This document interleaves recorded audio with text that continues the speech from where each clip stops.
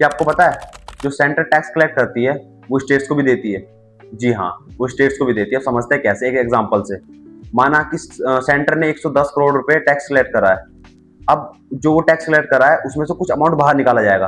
पहला होगा कि जो टैक्स कलेक्ट करने में जो खर्चा आया है सेंटर का, उसको बाहर निकाला जाएगा। दूसरा, जो सरचार्ज और सेस जो गवर्नमेंट, सेंट्रल गवर्नमेंट अपने रेवेन्यू बढ़ाने के लिए कलेक्ट करती है, उसको भी बाहर निकाला जाएगा। और रेवेन्यू यूनियन टेरिटरीज का जो विदाउट असेंबली है, जैसे लक्षद्वीप हो गया, अंडमान निकोबार हो गया, इनका भी फंड निकाला जाएगा। और नेचुरल क्लाइमेटीज के लिए जो फंड होता है उसको बाहर निकाला जाएगा। इन सबका सम मान लेते हैं कि 10 करोड़ रुपए है। तो 110 करोड़ में से वो 10 करोड़ माइनस करेंगे, जो 100 करोड़ आएगा उसको बोलते हैं डिविजिबल पूल। अब उस 100 करोड़ का कुछ परसेंट स्टेट्स को जाएगा।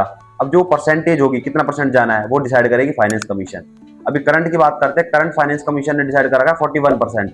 अब 100 करोड़ का 41% बैठता है 41 करोड़। अब वो 41 करोड़ को ही बोलते हैं हम वर्टिकल डेवोल्यूशन। अब वर्टिकल डेवोल्यूशन जो है वो 41 करोड़ वो सभी स्टेट्स के लिए है।